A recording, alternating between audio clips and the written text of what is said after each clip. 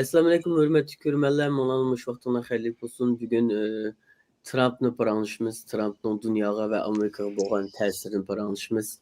Ötkəndə bir qitim bir program qandıq Trump haqqında irşadkan bilen billə. Bugün Yusufcan bilen billə, texmo kən dairdə Trump'ın dünyaya göstərən təsiri doğrusuz mülahizə etib baxmaqçı. Mehmanlar hoş geldinler, hoş geldinler. Köpten köp rahmet programı. Hoş bulduk. Əmsi sual başlap bitəyi, İrşadqa sizdən başlap soray, Trump çıxdı, çıxdığı qançalik vaxt oldu? Bir ay oldu mu? Bir ay bulayda kaldı. Siz hem de o eşedik o, materiallardan köygünüzce Trump'ın yeni çıkan vaqt, yeni çıkıp imza koygan kararnameleri, yeni ilan kılgan siyasetler hakkında zaq toxtulup biram. Siz qanda özgürüşler ve Biden vaqtda qaraganda? Buldu. Hem de Trump'ın ki imza koygan memorandum yani ne deyimiz onu Uygurca hatırlaştırdım. Bu hüccetlerin aytıp hükümet asasen ben de qaradım. Asasen Trump'ın hazırgıça kıvatkan işleri, siyasetleri hemmisi Amerika'nınki devlet işçilik meseleleri qaratkan. Yana bir yerde biz bunun da nimeçi manda deymediği vaxtıda bir yerde bir nersi var. Mesela 2016'daki, 2020'deki saylamda Trump tutup etti demokratlara, cumhuriyetçiler. Ama lakin bu da nayeti güçlü kayıtıp geldi. Bu demek nime degende ben burundan depki vatim. Bir devletinin taşkı siyaseti fakat işki siyasetinin devamı. O devletninki asası siyaseti emas, taşkışlar siyaseti. Bolup mu küçük devletlerge. Yani Amerika'ya bir kadar mühim taşkı siyaseti. Çünkü Amerika dünyanın hazır zaman, işkin dünya vuruşununki şekillengen dünya tüzümününki hem tikli güçsi, hem onun kolduğuçsi, hem onun da menfaat köygen devlet desek buludu Amerika. Şunun için Amerika için taşkışlar siyaseti mühim. Ama lakin uzundun bu taşkı işler siyaseti çıkarak köngül bölüp devlet işçiliki meseleler jığılıp en ahırsı da ben hazır hem de burun saylamdın burun göz karşım bilen hazır kıma bir ayının işçiliki göz karşımda raskep kılıma özgür iş oldu. Nime degende ben çık oylandım. Mesela nime için 2016'sı saylanıp çıkan Trump 2020'de futuru ettiği degende Trump'ın özünün şahsi bazı micazlarını Amerikalılar kabul kılanmadı. Kabul kılanmaganlıgıdan 2020 yılı demokratlara yanı bir qitim fırsat verdi. Bu fırsat demokratlara Amerika'nın devlet işçiliki, halkının narazılığı, bu yerdeki baylar bilen namratlarının aralığındaki bu farkını kiçikiltiş yoki bunun bir çağrı kollaşını ümit küttü demokratların. Ama lakin demokratlar 4 yılın içinde bolup mu Biden'ın 4 yıldaki siyaseti, halkara siyasetleri görünüşte naiti yaxşı ama devlet işçiliki siyasette Amerika'nın halkını hiç kandak razı kılanmadı. Şunun bilen bu da kısaylamda o Trump'ını gerçi yaxşı kömeydiğen şahsi micazlarını, huluklarını ama lakin demokratlara ümit kütüp bakkan, lakin bu ümidi yerde kağallığını hiç kıgan Amerikalıklar hemmesi meyli Trump'ı yaxşı olsun, yaman olsun, eski olsun, nemi olsa, moşunu bir sayılsa, bu bir özgertidik ya. Bunun bazı micazlardaki neme deyimiz saranlığı var. Moşunu olan bir çoğun özgürüş buludu da saylap çıkardı. Hazır Trump'ın kıvattığını nak şu devlet işçideki bu meselini hal kılış. Mesela devlet işçideki gulguy bolatkan, hem adamki tasir köstüvatkan birisi federal hizmetçilerinkini rətkisiliş, tazlaş, məsələn, məqsədə düşəgən memorandumda 5%'den 10% geçe federal hizmetçilerini qısqartış. Bu birisi. Onun deyinkin DEI deydi, Diversity, Equity, Inclusive degan bu siyasetlerinin işçiliki bazı bir radikal tarafı ketip kalgan taraflarını tüzütüş, Qatarlıq onundan keyin kimlik meselesi de. Bu mu bir çoğun mesele hem de Zaten benim bu göz kartımı okumaydı. Kimlik degenimiz, mesela bir kişi, ben bugün atigenle kopup, ben ayal kişiye de bir köynekni kiyip çıksam, ben ayal kişi bolalamdım. Halk kabul kılalamdı. Mening oyimdikiler kabul kılalam, başka kılalamdı. Er bilen ayalninki farkı zadi qandaq bir iniqlaymiz degan bu meseleler Amerikalılarni qaymoqtur diye, hatta ki men mi qaymoqdim rast gapimday. Şununla hazır Trump'ın siyaseti şu meselelerni merkez kılıp, iqtisadını merkez kılıp, şunun qarıtıwatydy. Ama bu yerde bir mesele var. Bu qaratgan siyasetleri bu meselelerni hal kılalamdı, hal kılamamdı. Menimce iqtisadi jihatdan hal qila olishi natayin. Onun ben 10 yillik ümit var qarab ketenmeyme. Aksincha hazır chaos deymiz, azıraq qalaymiqanchilik bo'lyapti. Bu yerda xalqlar gangrab kelyapti. Zodi bu Amerika qaysi tarafga qarab menyapti, qanday qilamiz degan savolda shuningga yig'inchoqlab etsam bir og'iz gap bilan biz paranglashib xalqlarning da'vat mening xizmatdoshlarimning hamda men ishlayman. Xizmatdoshlarimning tunugin degan gapi uncertainty is certain. İngilizce hamda. O nima deganda muqimsizlik muqim hozir. Hammada muqimsizlikninki muqim mengayotganini his qilyapti. Yani bir bizningki rahbarimizning gapi bo'yicha uzundan qaraganda bir tuz siziqda mengayotgandek, ammo lekin har bir kuni siyosat o'zgarib mengayapti. Astin ustin bugun atigan chiqargan siyosat bilan atiganlikisi azroq ziddiyat yoki tuzashga to'g'ri kelyapti.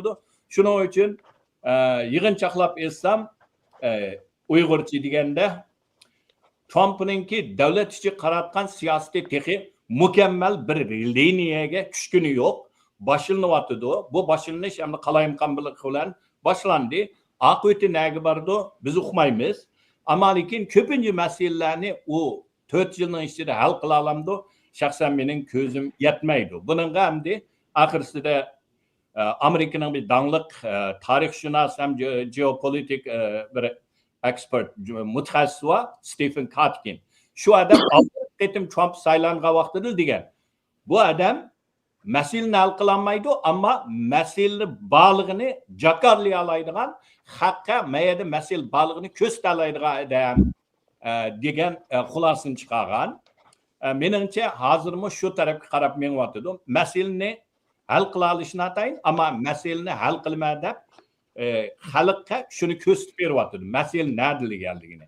Ammo lekin qanday hal qilish siyosatdagi bir muqim liniyaga tushgani yo'q. Xo'sh. Köpten köp rahmet İlşat'a. Hem de Trump saylan mezgilde demokratlar umumyüzlük Trump'ni demokratiye karşı faşist bir sistem kıldı degendek bir xil tamgılabilen tamgıldı. Hem de bu hem de hakikaten bir demokrat hesaplanıp ketmeydi Trump. Lekin nimdimigen bilen Amerika'nın sistemisi nimsi kalgan çağda o kılıngan etiketle yapıştırılgan markalar meclisel iğirdek his kılma üzem demokratlarının tenkitlerini. Ama bu tenkitlerini göz aldığımız iptoganda Guni sizin soraydığınım sizce hem de Amerika'da mı bu onçul hükümet çıktı hazır Trump hem de etrafındakiler hem de eşitli onçu muavin baş prezidenti olsun etraftaki Musk olsun degendek. Anladıkin Avrupa'da şunun hoşlaşrak bir ahval bu atıda Germanya'da, Fransa'da Le Pen, Fransa'da, Germanya'da ANF'de 10 yıl hükümetle güçlü atıda. Hem sizce dünyada umumyüzlük demokratik devletler, demokratik sistem çıkını atıda da karsak kana karaysiz. Sizce Yani ben bu? Hadi Guni'ye değil mi? Ha, Guni. Rahmet. To'g'ri deysiz. Hozir Amerikada Trump bilan bo'layotgan ishlar Yevropada mı bo'layotgan hem Brazilda burunmu bo'lgan Bolsonaro bilan hozir o'zgarib ketdi Brazilda. Amerikada mı Trump chiqqan, andan keyin ilshad akamiz degandek demokratlarninki yeni bir növbet kelgen, yeni bir posat kelgen, ular onu için tutulmay, hazır yeni Trump çıkıp kaldı. O menimce uzunrak bir jarayanın ki bir amil buldu. Trump olsa menimce o özü demokratik emas, to'g'ri deysiz, ama hazırki Amerika'nınki sistemsini bekmo çoğun cihetten özgür almaydı. Hazırki şundak oldu, keyin kelgüsü qanday bo'layotganligini biz bilmaymiz, lekin hazırki u xuddi boshqa o'ngchilarninki Yevropada chiqqanligi bilan shu darajagacha siyosatni o'zgartirmaydi, lekin sistemni shundoq cho'ng jihatdan o'zgartirmaydi. U nemishqa shundoq bo'lganligini so'rasangiz, uninki sabablarni aytib jiq bo'ldi albatta. Ammo menimcha hozir Trump yeni chiqqanliginingki sababining bir eng muhim bo'lgan sababi shu dunyoviy iqtisod sistemininki buzilib ketganligi bo'ldi. 80-yillardan Thatcher, Reagan qurilib chiqqan neoliberalizm deymiz. Shu sistemninki natijaga yetilmay bo'libmi 2008-yilninki iqtisodiy krizis bilan resmiy buzilib ketishniki natijasi bo'ldi. Shuning bilan liberal democracy, shu liberal demokratik davlatlarninki sistemasi hozirgacha buzilib ketmadi, ammo siyosati siyosiy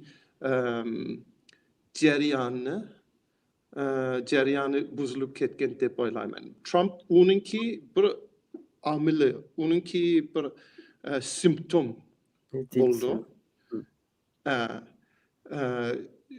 Bolsonaro bo'lsa-mu shundoq. Lula hozir Brazilga solchidan biri chiqqan. Uninki bir simptom bo'lishi mumkin, chunki shu neoliberalizmninki sistemsiningki xato ekanligini deydi. Hozir qarasangiz, o'ng taraf va so'l tarafdagilar ba'zi gaplarni o'xshash qildi. Men Ilshar Masalan, Yevropa bilimlarning bu o'zgarganligini his qilamiz. 10 yillarning burunqi 50 yil burunqi 10 yil tekstlar bilan 10 yil siyosiy paranglar bilan hozirgisida cho'ng bir farqning borligini his qilamiz. Rooney'nin To'g'ri. menimcha shu extreme solchi bilan extreme o'ngchi ikkisininki so'zi o'xshaydi, shuarlardan tortib. Asosan faqatla qo'ldan qalqan bilan dumbisi, ammo u bir ikkisininki. Xo'sh, gapingizni kesib qoldim. Hem kesib qoldim. Buyurun. Belki shunday bo'lishi mumkin. Extreme solchi bilan extreme o'ngchining gaplari o'xshash bo'lishi mumkin, lekin hozir uningdan boshqami o'ngchilar burunki solchi degan gaplarni deyishgan bo'ldi. Chunki ular solchilar 90-yillardan boshlab globalizatsiyaga qarshi turgan, neoliberalizmga qarshi turgan edi.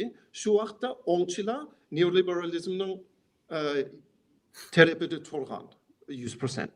Hozir u o'zgarib ketdi. Menimcha uning o'zgarib ketganligining sababi shu u sistem yaxshi bo'lmadi. U sistem uzun vaqt dunyoninki namratlarga yaxshi bo'lmagan, lekin dunyoninki boylarga yaxshi bo'lgan, ham uning o'tirsida o'tirganlarga yaxshi bo'lgan. Hozir biz ko'ramiz, Jeff Bezosning 200 billion dollarga chiqdi, uninki boyligi. Boshqalarmi billioner texmo boy bo'lib ketdi. Namrat turyapti, lekin o'tiradikilar namrat bo'lib ketgan. Hem narsa qimmat bo'lib ketgan. Shuning uchun ularning sistemninki xatolik bor ekan deb bilib olgan.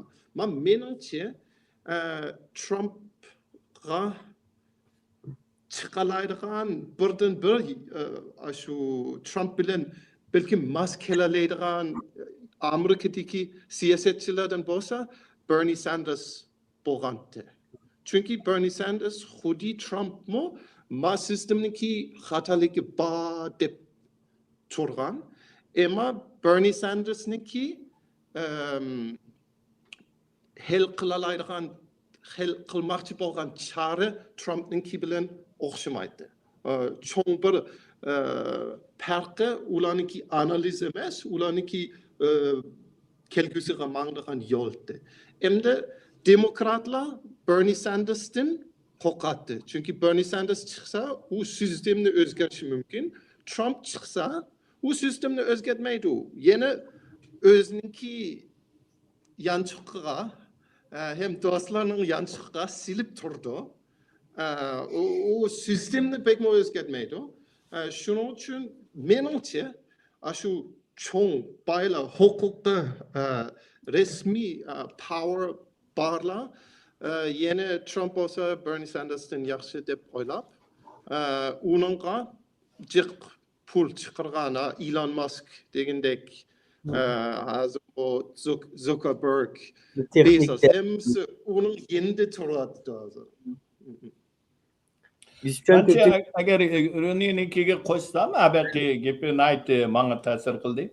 Mening kuzatishimcha har qanday vaqtda iqtisodida hamma odamga manfaat tang kamiga vaqtida tuvandikilarning ko'zi birinchi bo'lib ko'chmanga qaraydi, yotlarga qaraydi.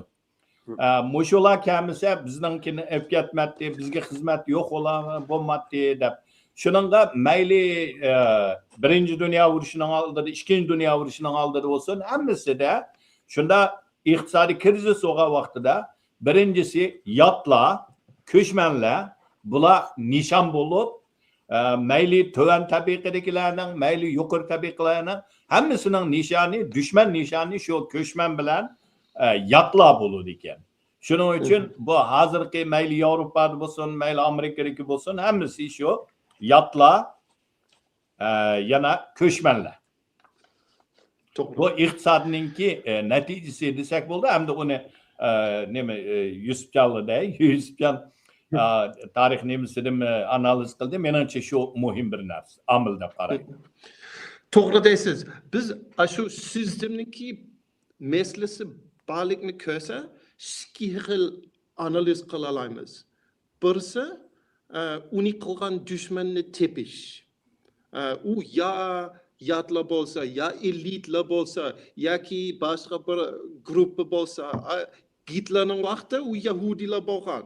Yahudi shu vaqtda hem yot emas, ular Asiyada uzun, Germaniyada, Yevropada uzun turib kelganlar, hem bek namratmo emas, ular nisbatan boy bo'lgan odamlar. Lekin ularni elib, yot qilib, ularningki gunohi deb shu eng oxirida ularningki millionlarni o'ldirib qo'ygan.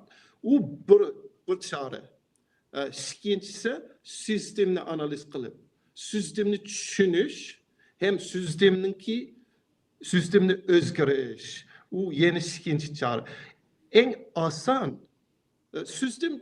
sistem tushunish hem sistemni o'zgartirish albatta bir qiyin bo'ldi. Shuning uchun uni jiq odamlarmi balkim boshqalar uni analiz qilib ko'rsatsam-o tushunolmasligi mumkin. Shuning uchun bir dushmanni tepish, uningga gunohini aytish albatta oson bo'ldi. Trump shu Ilshad akamiz degandek Trump shundoq qilyapti hozir. Uning bilan saylangan bo'ldi. Hozir jiq migrantlarni ilib sirtqa chiqarmoqchi edi. U menimcha u sistemni analiz qilmagan. Sistemni rasmiy analiz qilgan bo'lsa, umo shu migrantlarningki bek muhim roli bor deb biladi. Amerikaning iqtisodi shu migrantlar bo'lmasa, albatta ajizlab ketadi. Balkim buzilib ketishi mumkin. Chunki u immigrantlar kelib, bo'libmi illegal immigrant, shu pasportsiz kirgan immigrantlar.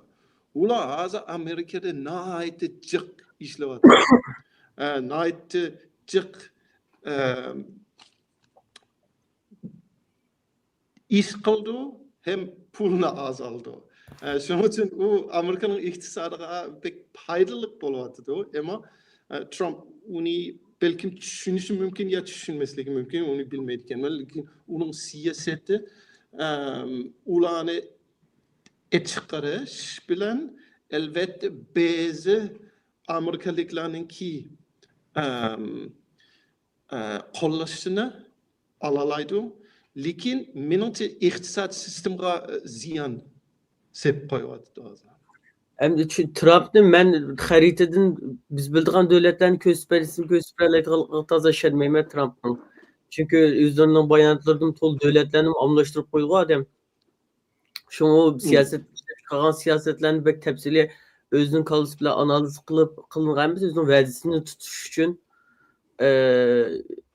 hem özünün popülist tekstlerini texmi müstehkemleş için nimede teşvikatını şununla kılınğan nəsləmikin dep oylayman. Bek icabi bir təsir yetip gittiğalıqı tasışırmıyım. Bu cinsiyet teorisi deyilğen nəsləmi. Mesela Amerika'da yüz bergen bilen başka texmi LGBT karşı devletlerde texmi bu hem de Amerika'nı baz edip Amerika'nı örnek gösterip texmi bu yerdeki kişilik hukuk meseleleri texmi yığılıp geçiş potansiyeli var bu meselelerde. Elbette. Elbette. Sizden Nimo ücret siz kelgen toğu değil mi? Ya İlşat kam kelgen tip. Sualım İlşat. İlşat akımız. İlşat kam değil. Trump'ın siyasetleri hazırlığı çoğu tek uçurla inik emez hem de hazırlığını bilip git bulamayım. Sizin o mülçeriniz çelikken. Trump Amerika'nın kandak özgürtüdü de oylaysınız. Trump'ın siyasetleri Amerika'ya kandak bir gelecekinin işini içi mümkün sizce? Menimce hem de bir çoğun degandek sistemni özgertemeydi. Hem bazılar o Trump'ın faşist o bu da baktı. Tırnak açıp şimdi mi kıstırıp koyaylık muhittin qoğdaş degen okşaş siyasetlerim o petrol şirketi o aylık bağı hem de Amerika ile bu rekabetti mi bu azır Amerika'yı hakla Xitay'ını yeşil en cık dünyanı meynat kılgan devlet dep karaydı. Lakin şundaqtı mı Amerika Xitay'nın yeşil enerji sektörü başka yerlerge qaragан çağda yaman cık terakki kıvatı bu terakkiyatta mı Amerika kendi çıkış mümkünçiliki bağımız sizde? Hem de menimce Trump'ın hazırki siyaseti bütün regulationlarını amaldan kaldırıyor etiş. Bolup mu muhit qoğdaştı ki. Hem bir yerde bunun doğruluk mu hem de kimya injinerlik okugan. Hem de biz Xitay'dan keldik. Xitay'nın işgal ettik. Şarkı Türkistan'dan keldik. Biz öz közümüz bilen körüp atkan köygen Xitay muhitni qoğdaş meyli şamaldan energiya işlesin, meyli kündün energiya işlesin solar sistem deyli. Hemisi de kığa vaxtıda muhitni buzup kıvatıdı. Mesela Şarkı Türkistan'daki tağlarını hemmini kolap, delderekini kesip, bu yerdeki kanların iç şarkılık etrafındaki hemmi yani buzu etti. Mesela benim hazır fıkkanım üzemden jüti, Çulokay'ını ben cık yezip gettim Ulcu'nunki. Çulokay bir tağ yeziydi. Hazır üyege iki çoğun kömürünü gazgaylandırdıgan zavut tuttu, ustularını şu Çulokay'ın saygılı çıkır edik ya. Üyene hem de bronki o güzellik tügidi diyen gep. Şunun için hem de Trump bu bir yerde Trump'ını kollaydıgan yani scientistlar var. Bularning davatgan bir narsasi var. Hammamiz shaxsan meni o'yga soldi. Amerika bir davlat o'ziga jiq bunda qoidalarni, nizomnomalarni, qonunlarni chiqarib, o'zini cheklagan bilan agar Xitoy yoki Hindiston boshqa taraqqiy qilayotgan davlatlar buni to'xtatmasa, yani bu o'xshashlar bu havoning bulg'ayishi davomlashmaydi. O havoning bulg'anishini biz tam so'qib xuddi Meksikaning orlig'i tam so'qib ko'chmanni to'salagan bilan bu havoning bulg'ishini tam so'qib to'sayolmaymiz. Amerikaning Xitoyni arvatgan olmaydi, Yevropani arvatgan olmaydi. Agar butun xalqaroning birligi kelib hammasi tan qilamiz desa bu bo'ladi. Endi bu bir tarafi. Yana bir tarafi men buning to'g'riliq masalan shu yeşil energiyadagi shamol energiyasi, undan keyin quyosh energiyasi. buni tog' daryolarga qo'yish, masalan, dengiz bo'ylariga qo'yganini ko'rdik, tog'larga qo'yganini ko'rdik. Qo'yish bilan shu yerdagi muhitning buzilayotganligi, masalan, men bizning vatanda, Sharqiy Turkistonda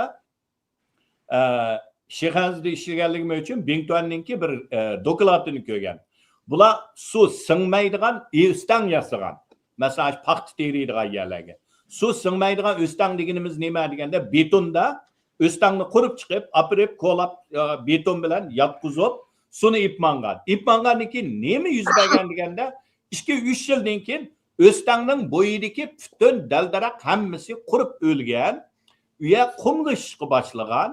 Shuning bilan bu yerda daraxtlar o'lgandan keyin uchar qushlar yo'q.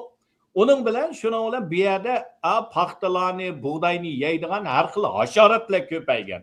Shuning oxirisi buni Xitoy olimlari tadqiq qilib, bunda suv singmaydigan o'stanninki foydasi qisqa 1 yil 2 yilda ko'ringan bilan 3 yil 4 yilga kelgan vaqtida ziyni ishib ketgan. Bu demaklik hozirgi mushu muhit qo'g'daymiz deyotgan fan texnikalarining hammasininki ma'lum darajada kamchiligi bor. Shuning uchun bu yerda ikki tarafdagi ko'z qarash bir-bir bilan elishyapti. Hamda Trump regulationni hammani bekor qilib yetmaydi. Bekor qilsa Amerikaninki ko'mirni qo'llaydi, neftni qo'llaydi, hammani qo'llaydi. Hamda buning bilan balkim yeşil energiyada Xitoy oldiga o'tib ketishi mumkin. Bu jihatlarda hozir zaten o'tib bo'ldi oldida. Bo'lib mana shu shamol energiyasi bilan quyosh energiyasida Xitoyning asosan oldida. Ammo lekin Amerika boshqa jihatlardan oldiga o'tib menish, mablag' iqtisodini yangilash, boshqa kuchlantirish bu jihatlarda balkim foydasi bo'lishi mumkin. Bu jihatlardan hamda Trump jiq o'zgartish kirgizalaydi. Oldingi qitimni o'zgartish kirgizgan. Hamda hukumatninki abay degandek gapim chatnab ketib qoldi. Buni ba'zilar 100 dan yaxshi yakunli deb qarayman. Bu sistemni o'zgartirmaydi. 4 yilda Trump mumkin emas. Asos qonunni o'zgartib, o 4 yildan 2 qaror bir prezidentninki hamda 3 ga o'zgartimiz degan Cumhuriyetçilerin bir parlamento a'zosi chiqdi, qonunni o'zgartsak deydi. Ammo lekin uni o'tkazolmaydi. Chunki mumkin emas. O'tkazolmaganiki 4 yil. 4 yilda bu odam ketadi. Onun yana bir chiqadi, uning qanchalik bo'ladi, uni bilmaymiz. Ammo Cumhuriyetçiler menimcha yana bir 8 yil, 10 yil so'rashi mumkin. Yana bir yanlishlar chiqadi. Chunki demokratlarning ichida hozirgacha Bernie Sanders abay Yusufyan degandek u odam baqirib ketdi. Hamda yana bir qitimgacha u ya nim qila oladi, qilolmaydi. Uni demokratlar qabul qilolmaydi. Shuning uchun bularda odam yo'q, ammo Cumhuriyetçilarda odamji hozir. Shuning uchun o'zgarish nima bo'ldi deganda Amerika qaytadan bir Reaganning davridagidek yana bir hayvi bilan qaytib kelishi mumkin. Ammo bu hayvining kaynida qavaqmi, to'liqmi uning ichida bu bir savol. Hayvi bilan keladi 4 yilning ichida balkim. Ammo u hayva davomlasha olamdi. U hamda Trumpninki o'sha 4 yilning ichida hozir biz faqat bir oyning siyosatini ko'rdik. Abay men dedim. Balkim bu 1-2 oydan keyin ozroq bir liniyasini ko'ramiz. Hozirda ko'rib olamidik. Shuning uchun hayva bilan qaytib kelalaydi. Xalqaroninki vaziyatni o'zgartirdi bu odam. Birinchi mening bu odam xalqaro vaziyatni o'zgartirdi deydig'im. Masalan, hozir qo'shnilarimiz bilan hammasi bilan so'qish bo'ldik. Kanada bilan, Meksika bilan boj qo'yma deb hammasini ranjitib bo'ldik. Biz bilan o'shalar Daniya bilan bizning aramimizni tatib olib Onlarning bir arını yeb olmay deyapti hozir Trump. Yevropani xalq qilyapmiz. Bundan bo'lgandan keyin menimcha endi Yevropa o'zimiz kuchaymasak bo'lmaydi degan yerga keldi. Masalan, men Polshaninki prezidentning degan gapini angladim, ko'rdim. 2 necha kundan oldin debdi-ku. Amerika bizni doim qo'llaydigan o davr o'tib ketdi. Biz o'zimizni kuchaytirishimiz kerak. Hujjat dedi. qo'lini ovoz chiqarayotgan davlat-ku, bundan burun necha mushunga o'xshash bayonoti bo'lgan. Shuningga menimcha endi Yevropa menimcha Ikkinchi dunyo urushidan keyin Yevropa asosan Amerikaga hamma tashlab berib, o'zi iqtisod bilan shug'ullangan. Endi Yevropa o'zini qaytadan o'rtug'izib, yana shu Birinchi dunyo urushining, Ikkinchi dunyo urushining oldidagi kuchli bir darajaga akildiganga shu tarafga qarab mangdi. Unda bo'lganiki Yevropa kuchlansa bu balansmi buzilib mangdi. Endi bu qo'shinlarimiz balkim Latin Amerikadagi bu qo'shinlar hammasi bularni birlashishi mumkin. Qo'shinlar bilan doim so'qishaversa, o qo'shinlar birlashib, ular ayrim bir do'st tutishga boshlaydi. Kanada bilan menimcha azroq so'qish bo'lib hal qilalar deb o'ylayman, ammo lekin buning hammasi o'zgardi. Xitoy buningdan foydalanishi mumkin. Xitoy buningdan foydalanishi mumkin. Menimcha Trumpning bu yerda bir azroq xam xiyoli bor deb o'ylayman. Trumpning xam xiyoli nima deganda, Ukraina bilan Rossiyaning urush masalasini tezdan hal qilish, hal qilib bo'lib, undan keyin Rossiyani Xitoydan ayirib etish. Rossiyani mushu Yevropa tarafga tortib akilish, undan keyin Xitoyni yolg'iz qoldirib, chunki hozir Amerikada mayli jumuriyatchi bo'lsin, mayli demokrat bo'lsin, Xitoy kelgusidagi dunyoga bo'libmi g'arb madaniyatining shakllangan demokratiya bu sistemalarga eng chong dushman. Sovetdan kuchli bo'lgan bir taklif bu. Buni hammasi to'nib yetdi. Shuningga Trumpning geopolitik plani Rossiyani bir amal qilib o'z tarafga tortish, undan keyin Xitoyga o'tish. Endi bu yerda shaxsan mening ko'z qarashimda agar shuni qila olsa, amalga oshira olsa, bu nihoyat yaxshi plan. Chunki Ross agar bek ojizlab ketib qolsa, parchalanib ketib qolsa, hozir Xitoyning kuchi bilan Sibiriya taraf Xitoyning ta'sir doirasiga o'tib ketadi. O'rta Osiyomi Xitoyning ta'sir doirasiga o'tib ketish ehtimoli nihoyat yuqori. Bunda vaqtida o Amerikaga emas, Yevropa hammamizga nihoyat cho'ng bir tahdid bo'ladi. Chunki Xitoyning demokratlashishini men yaqin arada ko'ramadim. Xitoyni hamda bu yerda tug'anlarimiz hammamiz yaxshi bilamiz. Xitoyning men burundan deb kelganim madaniyatini bir yengilmagacha demokratiya u yerda fitrab turolmaydi. Hozirgacha bu madaniyatni yengilash emas, kommunizmning ideologiyasi jug'urilib bir yangi bir dogma bir ideologiya bularninkida madaniyat shakllandi. Kuchliklarga boyga cho'qinadigan, buning bilan demokratiya hozir turolmaydi. Shuningga xalqaroning vaziyatida bir silkinish, bir cho'ng o'zgarish keladi 4 yilda. Bunga Trump %100 sababchi. Mushu so'qishlarning hammasi jidal qilishi qo'shinlar bilan hammasi shu o'zgarishning boshlanishi desak, menimcha xatolashmaymiz. Ammo o tamojni boj bilan, tarif bilan iqtisod masalasini hal qilgani bo'lamdi, hal bo'lmaydi. Geopolitikalni hal qilgani bo'lamdi, uni hal qilgani bo'lmaydi. Ammo bu yerda bu odamga aql ko'rsatayotgan va o'zininki nimasi mana deganda bir taraflama bir xiyol bu yerdagisi. Bu bir taraf Nobel olimada bazı qattiqshuning menchi oxirgi 4 yilda baribir undan keyin saylanish ehtimoli qim bo'lmagandan keyin ya bir kompaniyaga saylam hozirlanmagandan keyin shu oxirgi 4 yilda men nim qoldirib qo'ya olsam, ismimni qaysi taxtaga yozib qo'ya olsam, shuni yozib qo'yma deb shuni kuchayotamdikin deb o'ylayman shaxsan. Trump o'zining boshqa bir narsani o'ylaydi, toza ishinib ketmayman Trumpning. Endi biror taxtaga ismi yozilib qolish ehtimoli cho'ng, yoziladi. 2020 turib hamma odam demokratlarmi bu odamni qaytib kelolmaydi degandi. Qaytib keldi. Yazıldı bu adam tarihte. Şeylik özünün mirasını kop koyuşunu bir miras yaratıp şu bir miras kop koyuş nişanı var mümkün deymen koy demiş gelecek töşüldü. Bence hem adamның bolu da ufkam onun da hem de miras kaldırış hem adamның arzusu. Siz bilen biz mi bir nima qilib qalsa, ismimiz birege yazılıp qalsa deb o'ylaymiz. Ba'zilarning kichik bo'ldi, ba'zilarning aciz oldu, ba'zilarning fursat keldi, ba'zilarimizdan fursat kelmay ketdi. Shuning uchun o normal deb qarayman. Bu adam cho'qim shuning qarab tirishyapti. O'zgartirlaydi dunyoni. Hamda o o'zgartish o'zining plani bo'yicha emas.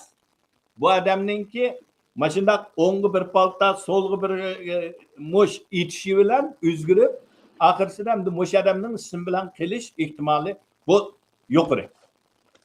Köp rahmet İlşat aka. Bunu hem siz qaytib kelaylik, bekçik saqlab ketmegensiniz. Yo'q. O bek ma ilk degan gaplar bek Albatta. bek yaxshi gaplar bo'ldi. Ilshad aka uni bek yaxshi analiz qilgan. U bu albatta Amerika to'g'riliq mendan ko'proq bildi. Men shuningdan chiq o'rganib oldim hozir. Men bir ikki gaplarni qilsam bo'lamdi. Albatta men kichik bir sualim bor, shuni qo'shim chiqib qo'yay, ma İlşat akamniki qo'shim chiqigach hammasiga bir xil javobni bersangiz deb o'yladim. İlşat akam shunday yaxshi analiz qilib berdi, hamda ishki jihatlik Trump Amerikani qanday o'zgartirganligi to'g'risida. Siz hamda o'zingiz bilsiz Parij muhit anlaşmasından, kelishimnomasidan yenib chiqdi, Tayyor tashkilotida yenib chiqdi. Hamda yana boshqa xalqaro qurilmalarda yenib chiqishni o'ylayotdi. Hamda bu xil qurilmalar yenib chiqishi ham Xitoyga bir saha ish berishi mumkin-da. Hamda sizcha bu xil bu jihatdan qarasak Trumpning tashqi siyosati nuqtasidan aytgan chog'da Trumpning Amerikasi ham dunyoni qanday o'zgartirdi deb qaraysiz kelajak to'shida. Uning mas'uliyatlaridan bir qo'shim chiqib bersangiz. Ma'qul, rahmat. To'g'ri deysiz. Men shuni demoqchi edim. Menimcha Trumpningki shu Parij nima deymiz uni Akdinamisi dedimdi, akkordini, akdinamisi desak bo'ladi. Parijni akdinamisidan chiqish bek xatarlik bir ish deb qarayman. İlshad akamiz degandek o'xshash hamma dunyo birga tursa, birga muhitni qo'g'disa, biz hali yaxshi bir natijaga yetilishimiz mumkin. Hamma davlatlar, bo'lib kuchli davlatlar ayrim o'zini o'ylab, shu dunyoviy muhitni o'ylamasa, biz nihoyatda xatar bir yerga chiqib qolamiz. Hozir İlshad akamiz dedi, ma Trump tarafda turadigan olimlar bor, muhitni tadqiqot qiladiganlar bor. Menimcha ular bor bo'lsa nihoyatda az bo'ldi. Uning ustiga uning ko'pinchisi cho'ng neft shirkatlardan pul ilib olgan, hem uni bilan ishlaydigan vaksinaga qarshi sog'lomlik ministri bor Trumpniki, uning qo'shim chiqsa.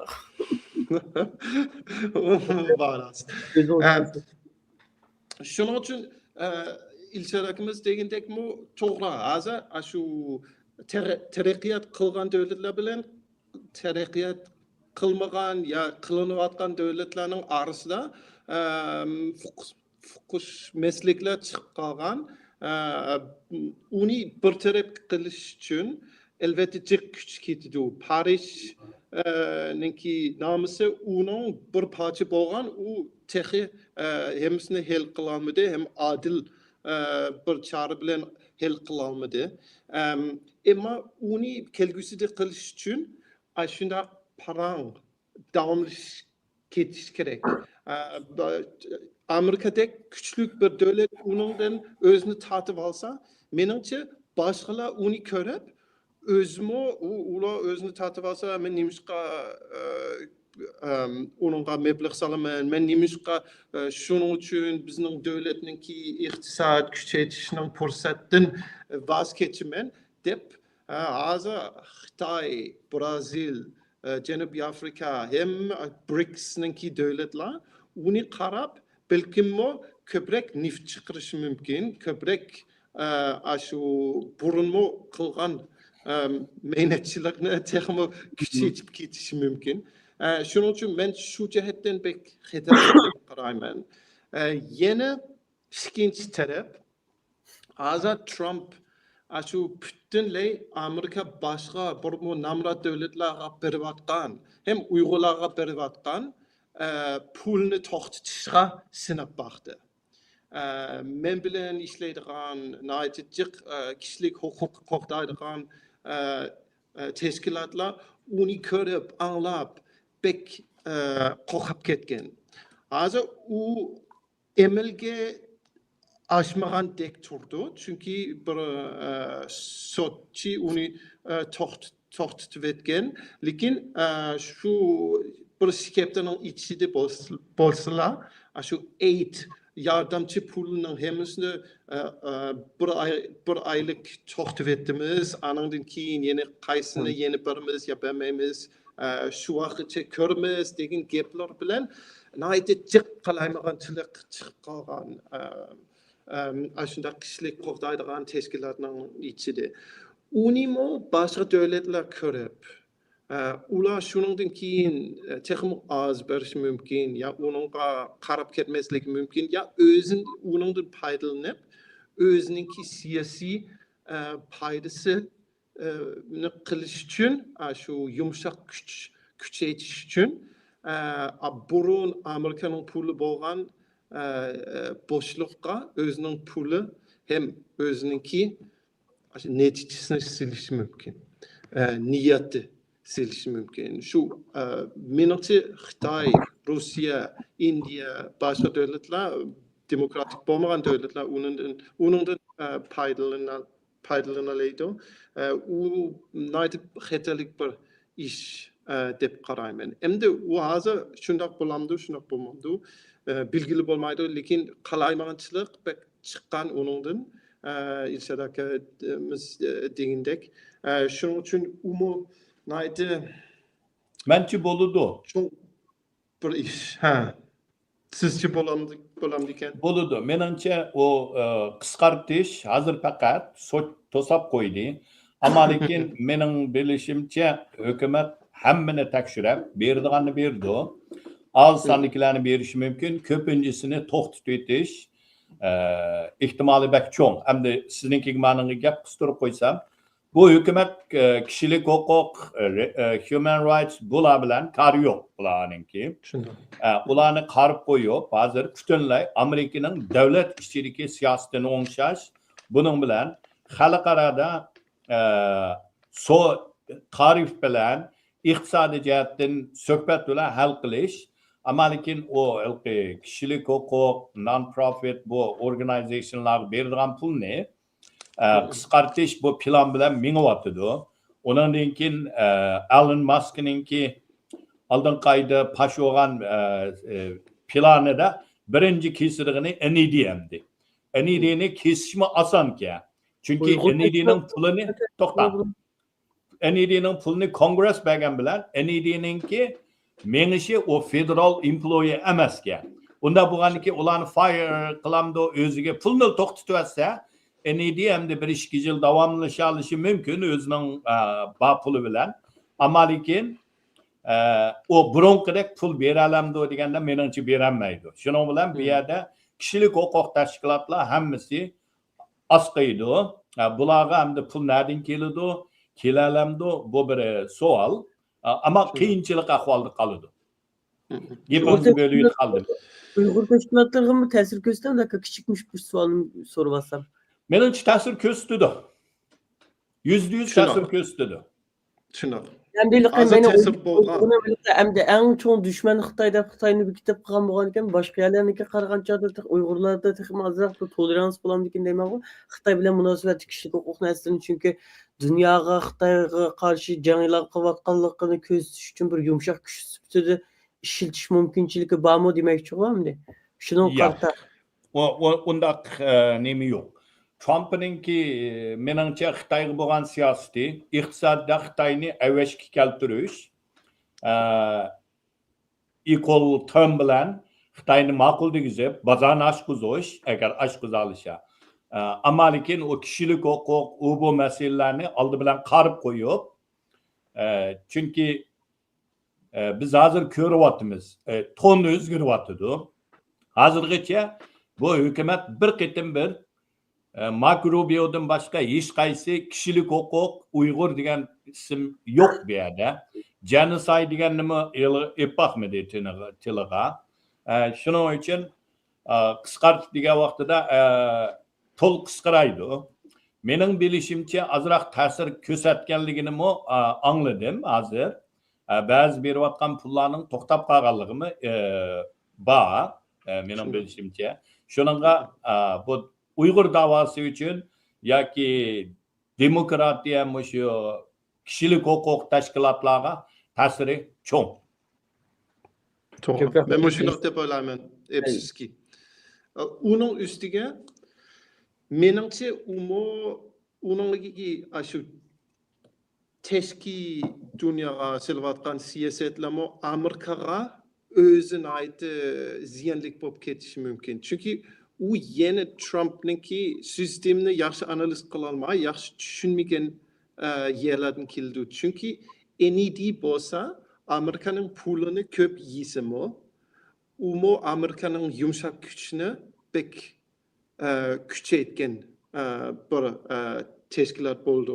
U yumshoq kuch kuchaytgan bilan Amerikaning shirkatlari boshqa davlatlarningki maydonga osonroq kirilaydi.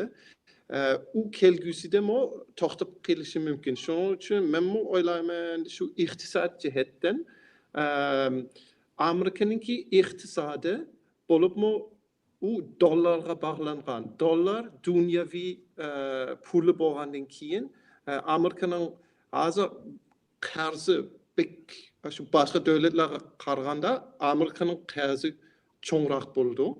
Lekin dollar dunyoviy puli bo'lgandan keyin uningdan pek ensirmasami bo'ldi. Amerikaning yumshoq kuchi azib ketsa, bargancha jiq davlatlar o'zining pulini ishlatib, dollarni ancha ko'p ishlatmay qolsa, u Amerikaningki iqtisodiga ham butunlay Amerikaning sistemiga cho'ng bir ziyonli ta'sir ko'rsatishi mumkin deb o'ylayman. Yusufjon ko'pdan ko'p rahmat. Vaqtimiz oz qolibdi. Ikki savolim bor, eng oxirgi qolib qolgan ikki savolim shu sal qisqaroq javob berib lekin programmani taqsaq deb talab qilay. Oldu. İlşatga sizden sorayım Trump hem de çıkıştan burun %60% baş koyman siyaset yürgüzme etrafındaki adamlar Xitayga qarab atil qo'shin tatib berib Xitoyni besib olgandek cho'ng gaplarni qilgan. Lekin mas kelgandan keyin hozir Xitoyga qarshi bir qattiqroq bir gap qilganini hech kimniki anglab boqmadim. Şuna hamda bir Xitoy bilan suhbatlashishim tayinlayotgandek bir narsalarni ko'rmay qarsam, ancha-muncha ko'rishishlar, nimalar bordek. Şunga sizden soraydigan savolim aka Trumpning Xitoy siyosatlari qaysi yo'nalishda ilgarilashishi mumkin kelajakda? Endi Xitoy jamiyatining ichidami Xitoylar qanday qaraydi bu masalaga? Trumpning sahnaga chiqishi bizga foydali deb qaramdi, mutaxassislarning deymiz to'g'riq bir ozroq qisqacha to'xtalib bergan. Oddiy bir ig'iz gap qilgan vaqtida Xitoy bilan to'qinish emas, Xitoy bilan suhbat orqali bir do'stlik tutish, shu orqali undan keyin iqtisodiy jihatda kelishim tuzab shu yo'lda menib ko'rimiz degan siyosat. Bu yerda Xitoyni o'zgartimiz, Xitoyning siyosatini o'zgartimiz. Bu nimalar hammasidan voz kechib bo'ldi Amerika. Ne va? Trump'im shuningda. Shuning uchun Trump o'zimi dedi, bu hukumat 100 kunning ichida yana menimcha 5-oygacha bo'lamda, 1-oyning 22, 3, 4-oyning oxirisi 5-oygacha Trump ya Xitoyga berib Xitoy bilan ko'rishadigan, Xi Jinping bilan ya bo'lmasa boshqa bir yerda ko'rishadigan, shuni deyishyapti. Birinchi qitim prezidentninki huquq elish murosimiga Xitoyning Xanjin keldi, muavir raisi. Bu bo'lib boqmagan. Shuning uchun bu yerda biz ko'ra olamiz. Demak, Trumpning siyosati, Xitoyga bo'lgan siyosati to'qinish emas, bir xil suhbat bilan Xitoyni iqtisodiy jihatdan Amerikaningki shartlariga ko'ndirish shu yerga akilish bu. Ama siyosiy jihatdan, harbiy jihatdan Xitoyni dushman deb qarab, Xitoyninki bilan raqobatga tushgan vaqtida harbiy texnikalarni kuchaytirish bu asos liniyasi. Ham buningga qo'shilib, hamda hamma Uyg'urninki ko'ngil bo'ldig'ini bizning hammamizning bizga qanday bo'ldi deganda, bu 4 yil bizga qiyin ahvol bo'ldi. Mayli Trump Xi Jinping bilan berib ko'rishsin, ko'rishganiki balkim Trump Xi Jinpingni taklif qilishi mumkin, Oqsaroyga kelishi mumkin. Bizning qila oladiganimiz Oqsaroyning teshida turib, qatil Xi Jinping deb shiort olaymiz, ammo masala hal bo'lmaydi. Mana degan vaqtida Trump hukumati Xitoyning Uyg'urga yapgan siyosatini genocide dedi. Genocide qonuni bo'yicha men misolga keltirsam, Roosevelt hech qachon Hitler bilan ko'rishmagan ishkin dunyo urushida. Chunki u bir dushman, qatil u. Hamda agar Xi Jinping Oqsaroyga kelsa, biz Amerikada yashayotgan Uyg'urlar uchun qachitimizga chang'ida birini qo'ygandek, naiti bir nima deymiz, bir osal ahvol biz uchun, ichinishlik bir ahvol. Bizning davlatimiz hamda men bir Amerika garajlarni mening prezidentim berib, mening millatimga milliy qirg'inchilik qilib qolgan bir Xitoy bilan qo'l elishib ko'rishib, uning ziyofat bersa, u adam qabul qilish mumkin emas ahvol. Shuningga savolingizga qisqa oxirgi xulosalasam, to'qinish aziydi. Ko'pinchisi suhbat orqali iqtisodda Amerikaninki shartiga Xitoyni ko'ndirish mushu siyosat bo'ldi 4 yil. Ko'p rahmat Eshotga. Yusufjon, sizdan so'raydigan biz Uyg'urlar Trumpning gaplarini, hozir Muskning gaplarini bek mashhur gaplar, dangliq bir faylasuf, akademisyen degandek qilib transib ketib bordi Uyg'urlar. Xuddi uning ustiga hozir bu Uyg'urlarning ichida toza eng dindorlari texnik bekerek Trumpni yaxshi ko'rdik. Men bunga qattiq hayron qoldim, chunki Trump o'zi musulmonlarni toza yaxshi ko'rib ketmaydigan bir kishilik bu. Musk shu ko'chmanlar siyosatlariga qarasak. Bu hamda Musk qarasak o'tgan yilgi rasmdimi texnologiya shirkatlarini hamiz oldida o'tirib qilgan murosimdagi rasm bor. Burunlarda uyaladi finanschilar, danliq finanschilarning neft shirkatlarining xo'jayinlari o'tiradi. Hozir butunlay yangi texnika boylarga o'zgaribdi. Hamda bu ham Muskning sosyal medyadagi siyosiy narsalari, Yevropadagi o'yinchilarga berayotgan qo'llashlari degandek masalalarni istangiz hozir men shaxsan cho'ng texnikalik shirkatlardan sal qo'rqadigan bo'lib qoldim. Endi bularning ham dunyoning yangi siyosiy tartibidagi ta'siri siz qanday bo'ldi? Muhim o'rinni tutib mamda bir nimaga o'zgarib ketib boramdiq dunyoning kelajagi. Shundoq, men o'rnidan sal qo'rqyapman, rost gapni qilsam. Shu Gretsiyaningki iqtisodchi Yanis Varoufakisning teoriyasicha biz kapitalizmdan o'tib ketdik, biz teknofeudalizmga kelib qoldik deydi.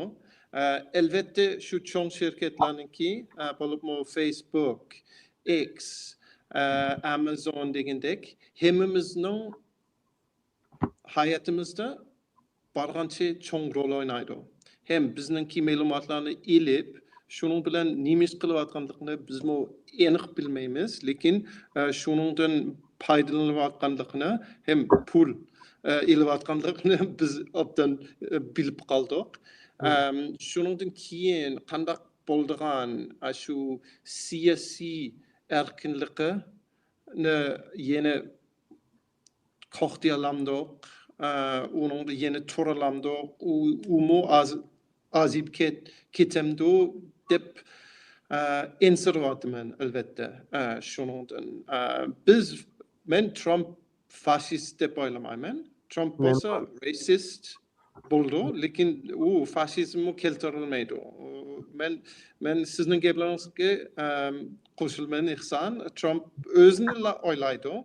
U cho'ng bir o'zgarish yoki cho'ng bir siyosiy natijaga erişishni pek oylab ketmaydi. Özünü oylaydi. Şunun için hazırdaki sistemni işletip özününki hem pulunu hem abroyunu hem şu egonu küçeytiş hem çoğaltışga tirişiyotir. Bu başka işlerini ancha qilmaydi, lekin uning keynida turayotgan odamlar bor. Ularninki planlari boshqacha bo'ldi. Ular Trumpni ishlatalaydi. Chunki Trump bir jihatdan hilgar deymiz, shu jihatdan shu aqllik bo'lsa-mu, boshqa jihatlardan ancha aqllik emas.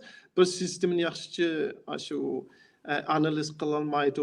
Balkim shu uning bilan birga ishlayotgan odamlarninki ularni aldayalaydi, lekin ularninki rasmiy qilmoqchi bo'lgan ishlarni cho'nqur tushunolmasligi mumkin. Shuning uchun ular uni ishlatib boshqa bir kelgusida faşizmga qartigan yo'lga bizni sep qo'yishi mumkin deb insoryapman. Uni to'xtatish uchun Trump to'xtamaslik kerak. Trump to'xtasa, Trumpni chiqarsak, shu chiqarsak u cho'ng jihatdan qarasak bek hech nimani hal qila olmaydi. U menimcha u chuqurroq, uzunroq qaradigan bir ish bo'ldi. Men hozir Ilshod akamiz degan gaplarga men yana bir gapimni qo'shilib qo'yay. Amerika Uyg'urlarga bo'layotgan ishlarni genocide, milliy qirg'inchilik deydi. Ilki qirg'inchilik deydi.